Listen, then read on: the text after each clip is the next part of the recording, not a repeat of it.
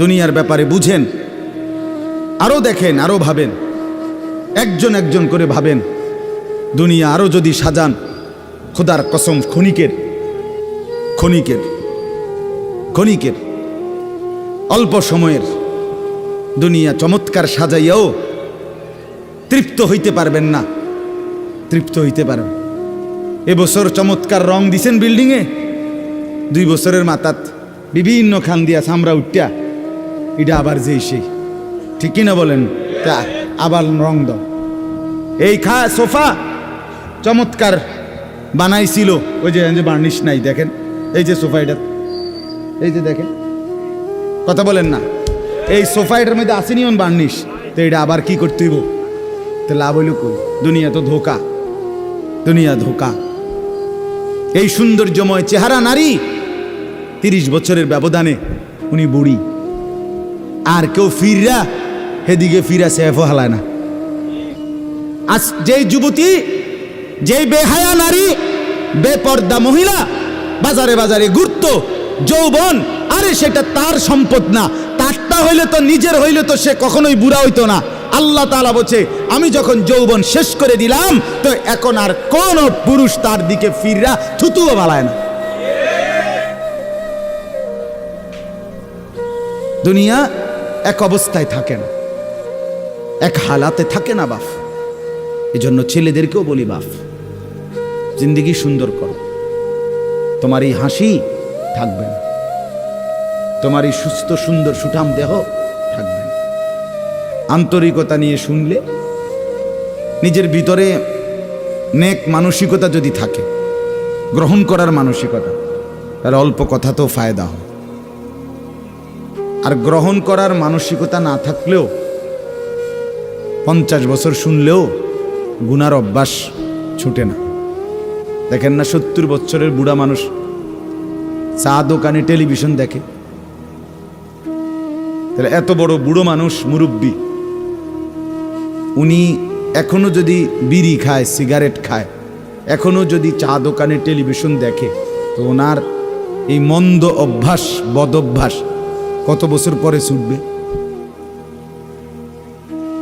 উনি আরো কয়শো বছর বাঁচলে গিয়া বুঝবে এটা গুনাহ।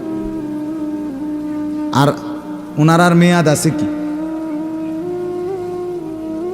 এই জন্য বললাম, আপনি খবর নিলে দেখবেন 30 বছর মসজিদে আসা যাওয়া করে ঠিকই, কিন্তু যথাযথ আন্তরিকতা, দিলের মধ্যে আখেরাতের কোনো মানসিকতাই নাই,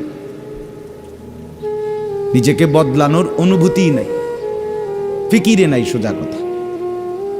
পরকাল বলতে কিছু, এখন যা আছি তাই। এখন সুখে থাকলে সুখী দুনিয়া, এখন দুঃখে থাকলে দুঃখী।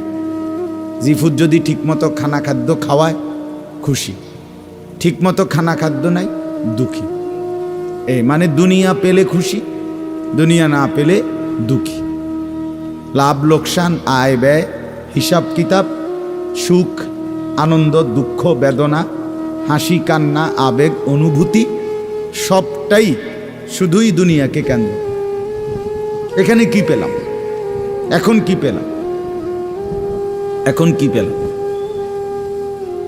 ইনহিয়া ইল্লা হায়াতুনা দুনিয়া নামুতু ওয়া নাহইয়া।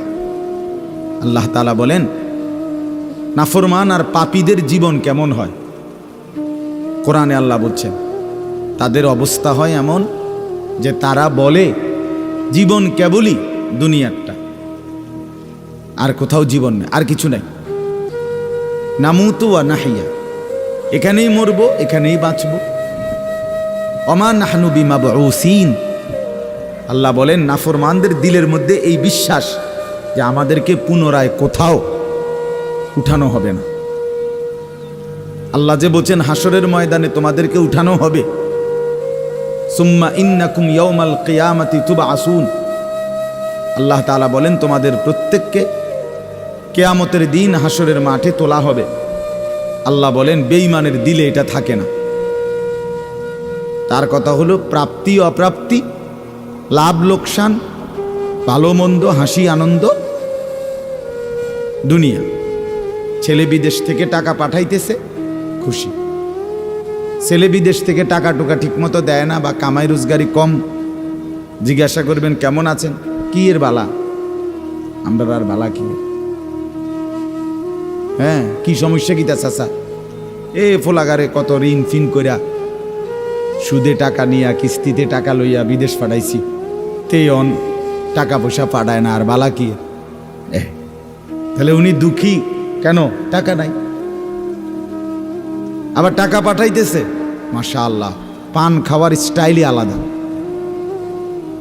চা খানার ঢঙে আলাদা, কথাবার্তার স্টাইলই ভিন্ন। কেমন আছেন, আসি আল্লাহর রহমতে, আপনাকে দোয়ায় 10 জনের দোয়ায় আল্লাহ ভালোই রাখছে। কেমনে ভালো, এতে আল্লাহর রহমতে টাকা পাঠায়, আমরা তার মা আমি আমরা মিল্লা খাইয়া পইরা ভালো আছি। তাহলে ভালো থাকে দুনিয়া, ভালো থাকলে ভালো নাই দুনিয়া, ভালো না থাকে তো আখিরাত, কবর, মৃত্যু পরবর্তী জিন্দিগি, সের জন্য কি ব্যাপার, তার জন্য কোনো আলোচনা লাগবে না, এর জন্য কোনো কথা নাই, তাইলে কারো মধ্যে এই আলোচনা নেই, স্বামী স্ত্রী পরস্পরের আলোচনা, এই ঘর সংসার বাজার, খাট ফার্নিচার পালং সোফা, হ্যাঁ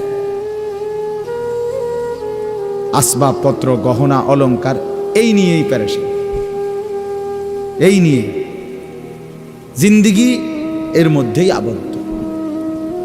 তো আখিরাত তাহলে কার জন্য, পরকাল কার জন্য? আমরা মুসলমান, আমরাই যদি পরকাল না চিনি না বুঝি, আমাদের উচ্চারণে আমাদের অনুভূতিতে আমাদের আচরণে আমাদের কথাবার্তা উঠা বসার মধ্যেই যদি পরকালের কোনো নমুনা দেখা না যায়, তো হিন্দু বৌদ্ধদের মধ্যেই দেখা যাবে। কথা উত্তর দেন।